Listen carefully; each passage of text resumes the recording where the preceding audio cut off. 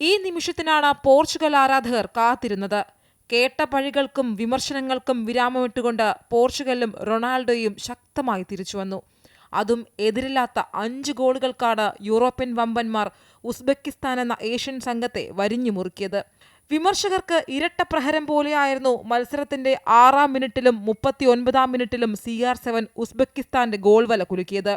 ഇതോടെ 2 മത്സരത്തിലും തോറ്റ ഉസ്ബെക്കിസ്ഥാൻ പുറത്തായി. മത്സരത്തിന്റെ തുടക്കം മുതൽ ആധിപത്യം പുലർത്തിയ പോർച്ചുഗൽ കളിയുടെ അവസാനം വരെ മേൽക്കൈ നിലനിർത്തി.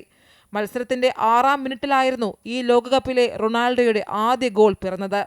6-ാം മിനിറ്റിൽ വലതുവിങ്ങിൽ നിന്ന് കാൻസലോ നൽകിയ പാസ് ക്രോസ് പോസ്റ്റിന് മുന്നിലായി നിന്ന് റൊണാൾഡോ ഷൂട്ട് ചെയ്ത് പോസ്റ്റിലെത്തിക്കുകയായിരുന്നു. ഇതോടെ തുടർച്ചയായ 6 ലോകകപ്പുകളിൽ ഗോളടിക്കുന്ന താരമെന്ന നേട്ടവും റൊണാൾഡോ സ്വന്തമാക്കി.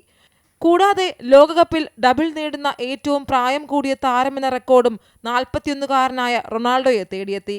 ന്യൂനോ മെൻഡിസ്, റഫായേൽ ലിയാവോ എന്നിവരും പോർച്ചുഗലിനായി ഗോൾ വല കുലുക്കി. ഒരെണ്ണം ഉസ്ബെക്കിസ്ഥാന്റെ സെൽഫ് ഗോളാണ്.